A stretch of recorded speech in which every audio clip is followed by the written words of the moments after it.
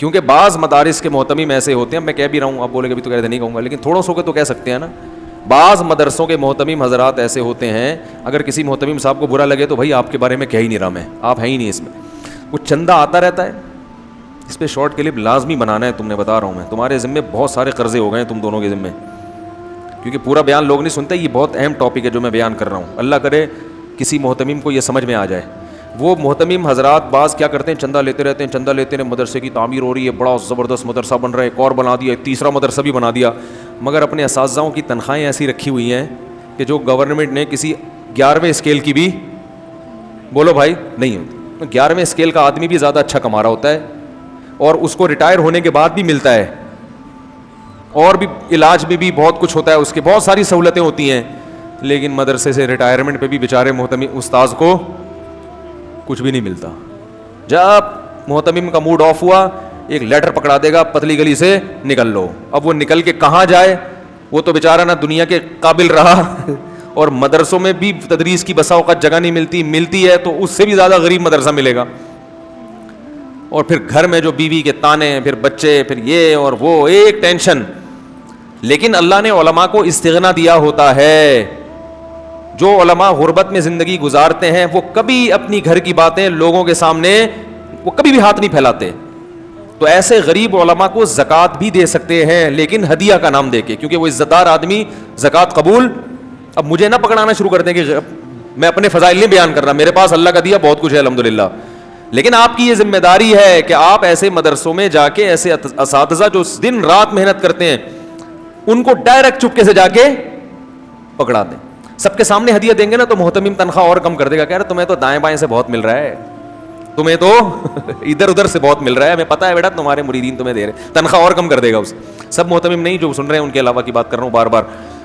تو محتمم کی بھی ذمہ داری ہے, جو مدرسوں کے ناظم ہوتے ہیں وہ اپنے استاذوں کو اچھی تنخواہیں دیں, معیاری دیں, اور اگر کسی استاذ کو سال کے درمیان میں نکالا ہے تو اسے چند ماہ کی تنخواہ دیں, تاکہ جب تک اسے دوسری جگہ نہیں ملتی وہ اپنے پاؤں پہ کھڑا رہے. تو بعض دفعہ ہوتا ہے نہیں بنتی, آپس میں علیحدگی کرنی پڑتی ہے, مجبوری ہو جاتی ہے, تو اس مجبوری میں بھی اس کا خیال کرنا ضروری ہے کہ بھائی کک آؤٹ تو کیا ہے لیکن کہاں جائے گا, یہ کچھ کوئی ڈگری شگری تو ہے نہیں. ادھر ملٹی نیشنل کمپنیوں سے کسی کو نکالو 10 کمپنی اور کھڑی ہوئی ہوتی ہیں, اس کا اتنا اچھا وہ ریکارڈ تیار ہو چکا ہوتا ہے. مدرسے کا ریکارڈ کہ 20 سال اس نے قدوری پڑھائی ہے, کوئی ریکارڈ نہیں ہے. یہ 18 سال سے یہ بخاری پڑھا رہے ہیں, اس ریکارڈ کو کوئی ریکارڈ سمجھتا ہی نہیں ہے اللہ ماشاء اللہ.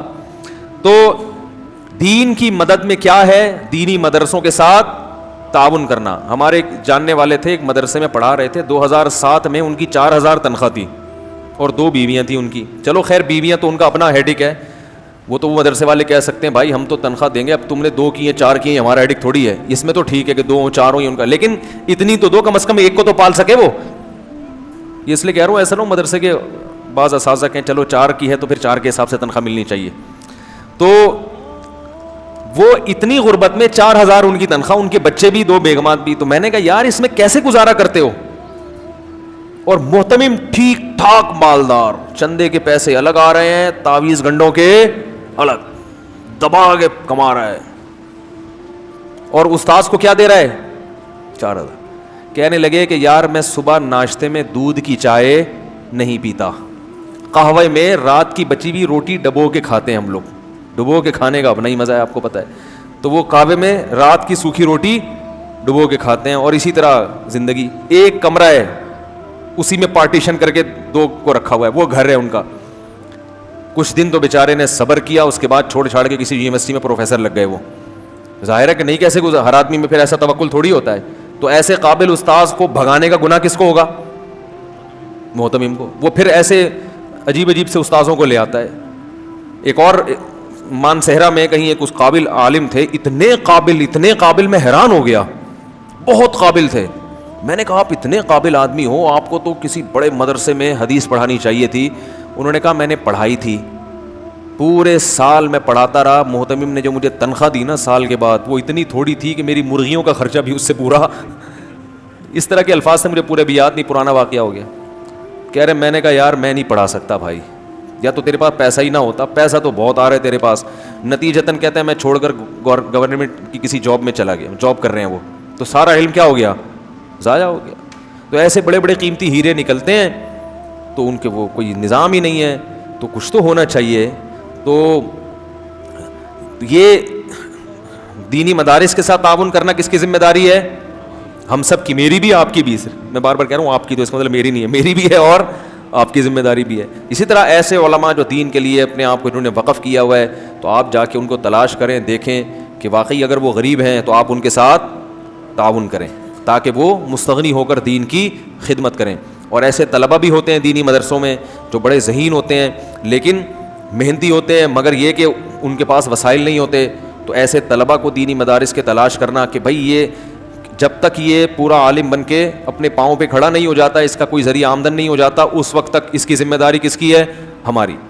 تو تاکہ یہ طالب علم پیسوں کے معاملے میں بے فکر ہو کے, ہر ایک کے ساتھ نہ کریں کیونکہ بعض بگڑ بھی جاتے ہیں, جب دیکھتے ہیں فری پھوکٹ میں آ رہا ہے تو پڑھنا چھوڑ دیتے ہیں. وہ کہہ رہے ہیں یار بس کھاؤ, مفت جب منہ کو لگ جاتا ہے نا تو اس کے جہاں فائدے ہیں وہاں بہت زیادہ تر اس کے نقصانات کا خطرہ زیادہ ہوتا ہے, سائڈ افیکٹ اس کے زیادہ ہیں. تو یہ تجسس کر کے, تحقیق کر کے, میرے ساتھ ایسا ہوا, بعض طلبہ کو میں نے تعاون کیا, کچھ تو اچھے نکلے الحمدللہ, وہ پڑھنے میں لگے رہے, اور کچھ کی ایسی رپورٹ آئی کہ وہ پھر رپورٹوں سے اندازہ ہوا کہ یہ بگڑ رہے ہیں, یہ کیا کر رہے ہیں, ان میں لالچ پیدا ہو گئی ہے. تو اگر ایک عالم میں لالچ پیدا ہو جائے تو وہ تو تباہی ہے پھر معاشرے کے لیے. تو ایسا بھی نہ ہو کہ استغنا خراب ہو جائے اس کا.